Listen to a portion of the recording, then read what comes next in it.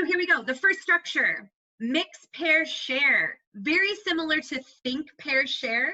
But guess what? Students get to get up, get that blood flowing, wake up, get away from their computer screens, and get to talk with some maybe different people than who they normally sit by. That's for ground. In the online classroom, same thing though. You can be very strategic. So here's how it works. You can see the steps on the screen. Create a new discussion thread with the question or topic you would like students to discuss. Make the title of the thread have 2 or 3 students' names so that those students know the question is directed at them. The students mentioned then reply to that thread with their answers or their ideas related to the topic. And you can repeat this a few times with the same question or topic so that students have different partners to reflect on and share their ideas to the same question, but with different people. So now they're getting some different viewpoints. You can see the example here on the screen. We're using the same discussion question, but here's my follow-up question to Natalia and Jeremiah. What makes a teacher effective? So again, this is a follow-up question from the DQ, but I want to hear their ideas. What do they think an effective teacher looks like or does? And again, they're going to both share their ideas in that thread. Then I might pair Natalia up with another partner in a different thread that's created in there. So again, they're just mixing, pairing, and sharing with different partners strategically. I know sometimes in the online classroom, students may start to reply, every week to the same person. Maybe they feel a loyalty. Well, this way you can get them to kind of mix it up a bit and share their ideas with other students that they may not normally chat with. So what does this look like face-to-face? Well, like I said before, students mix around the room. They get up and actually walk around. For me, I like to play music, like kind of upbeat music while they're mixing around the room, and then I stop the music. They know that when the music stops or when the instructor calls freeze or pair, they just pair up with someone closest to them. I usually have them like high five or something like that, but in these times, maybe they can do an air high five. Then the instructor asks a question or gives a problem or maybe gives a vocabulary word. Maybe this is review for an exam. I mean, you can use this in so many different ways. So the instructor shares that. Then the students take turns sharing with their partner their answers or ideas to the problem. And then I start the music again once I feel like both have shared, or I tell them to mix again and they repeat this. Again, it can depend, maybe 2 to 3 people. It just kind of depends, and then you pose a new question each time. So you just kind of gauge what they would need for that. So this structure, mix, pair, share, it allows students, if we're going back to our mission statement, to practice their communication skills, right? Because we are going to prepare students to be effective communicators. It allows them to hear, to understand the perspectives of their peers in a non-threatening way. And that's also aligned to our mission statement.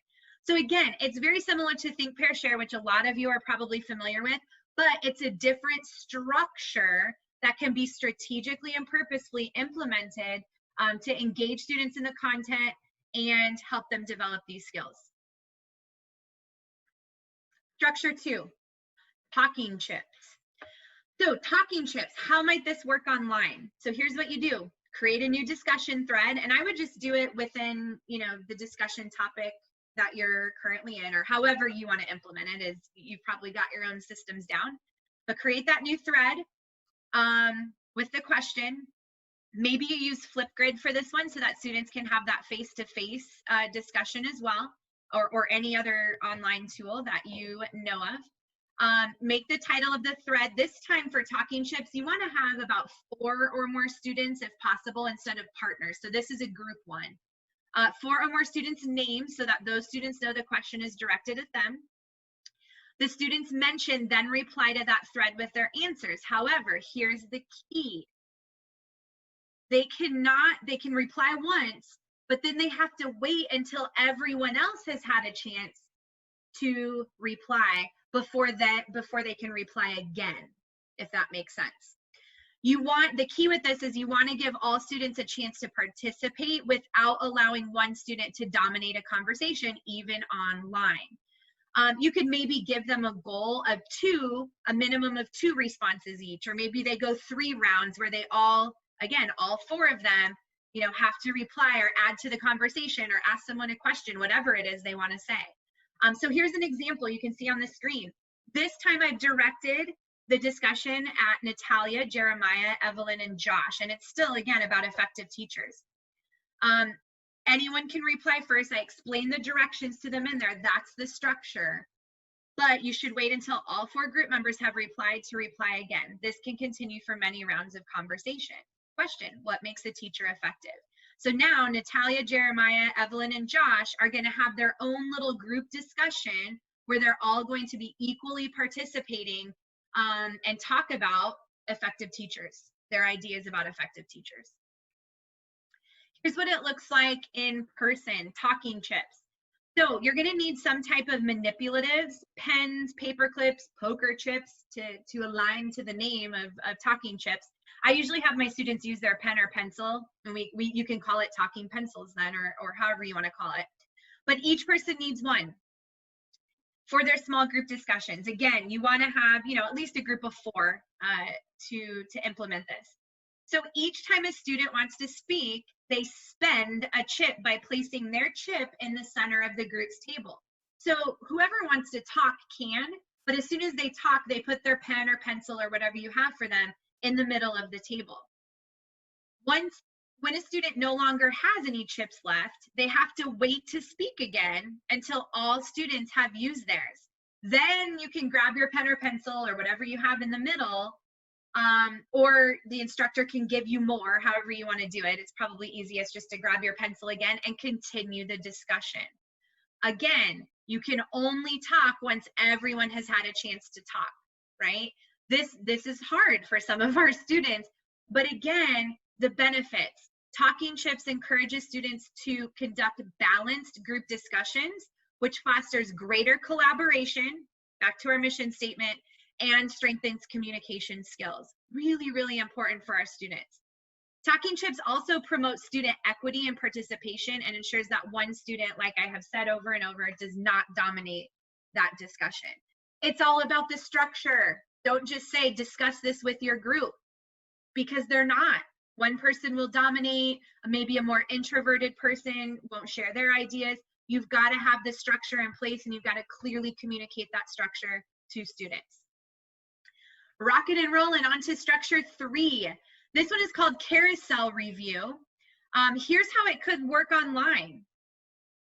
Each day or every other day, create a new discussion thread with a question or topic.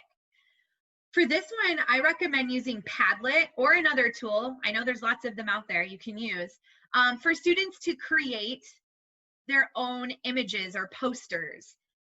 Excuse me. They can do this in the form of words, pictures, or videos. Padlet has a lot of options to add. As students review the Padlet poster and add their ideas, so they're going to be looking at what others have posted, and they're going to add their ideas onto the Padlet. You can see an example over here to the right. They can also reply to the discussion thread with their interpretations, questions, and reflections of what they see on that poster board, that Padlet board. So if we look below, we can see an example, carousel review. I posted and I said, hi everyone, please follow this link to a poster using Padlet. Add your ideas to the question prompt to the poster.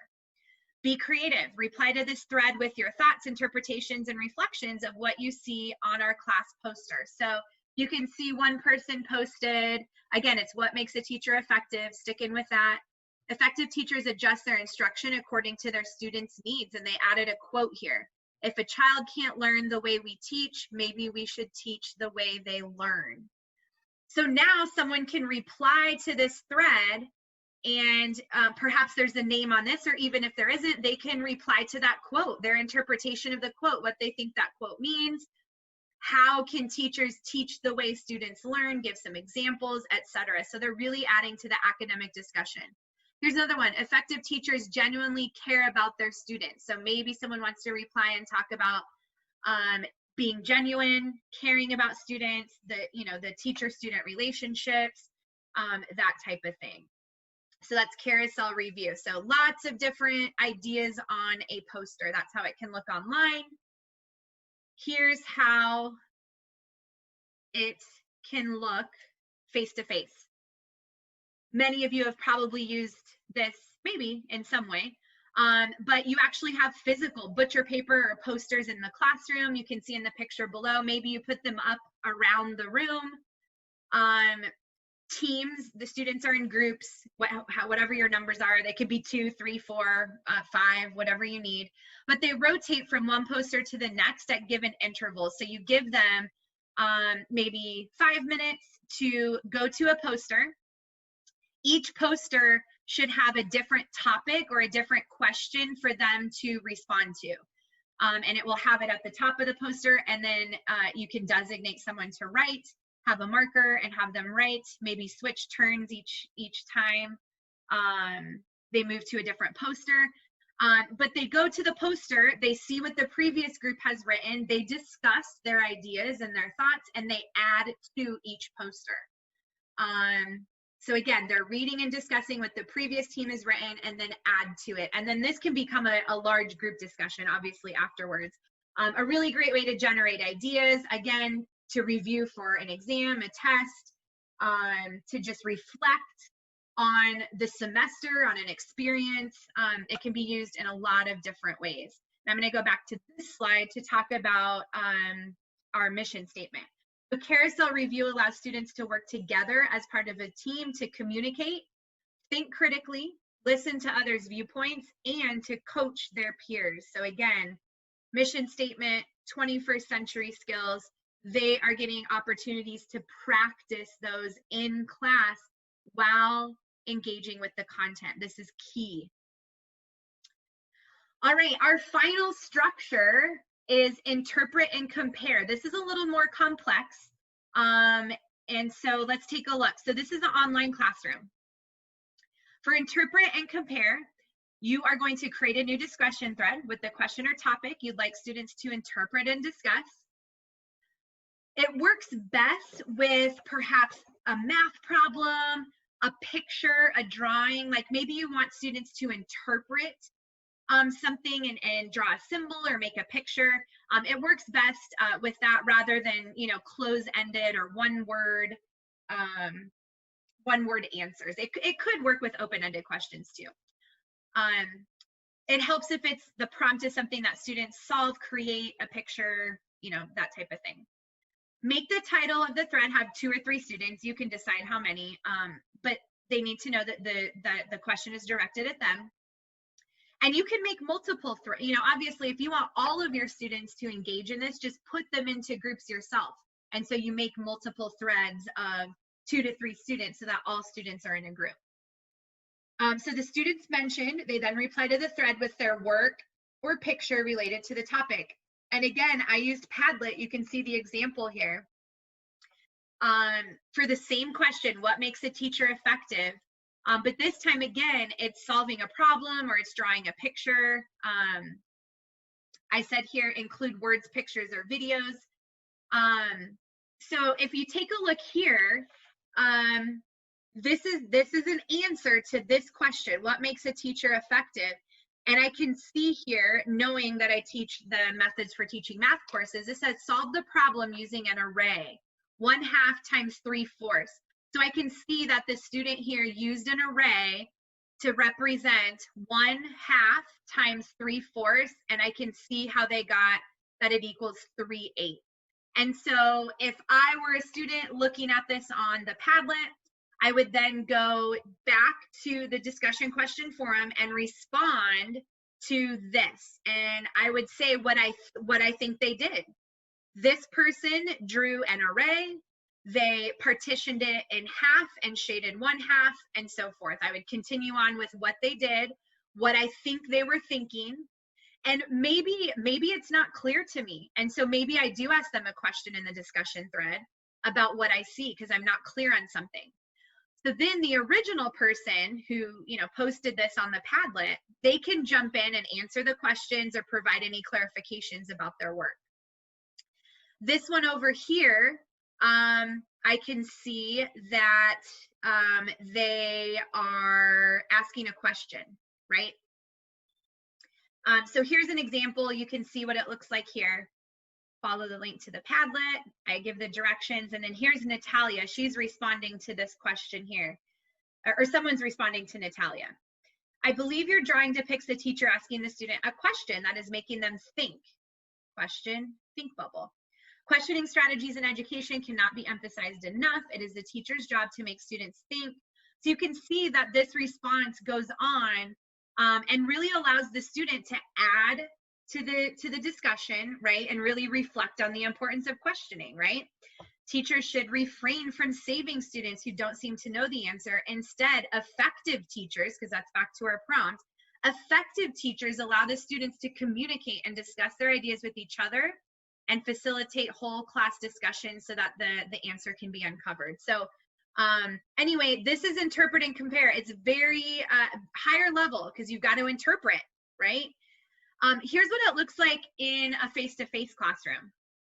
Obviously, the students should all have like a notebook or a piece of paper. And so you give them the math problem or the prompt, the question, whatever it is, you have them write down or draw out or whatever you are having them do, their answer or their response. And that's what that private think time is. So have them think and work on it. Then you have them partner up. It could just be with the person sitting next to them, but you've got A and B partners. Here, they physically exchange their written work. So they're going to exchange their notebooks or exchange their papers. Then there's more private think time. Nobody talks. Just give them time. This is structure. You might even set a timer. Give them structure. Give them time to interpret, to look at what the other person wrote, how they solved a problem, what their response was to something, read it, whatever it is, have them look at it. Then you can have them come together in a group, or you could just have them work in partners. You can modify these however you like, but then have them come together in a group and have them report what their interpretation is of the other person's work. Then let them finish their reporting. Then the person who actually did the work can clarify as needed. Oh, you know, sometimes they realize, oh, I forgot to do this, or oh, I meant to say this. Wow, that's really eye-opening for them because now they're able to practice their communication skills and being thorough, right, with what they're trying to say or do. So interpret and compare, this is academically challenging. Going back to our mission statement, academically challenging. It allows students to think critically, communicate effectively, understand the viewpoints of others, and like I said, be thorough with their work and thoughts. This is one of my favorite structures. There are so many more structures, and in the references that I will show you, there's a document to where you can look for more.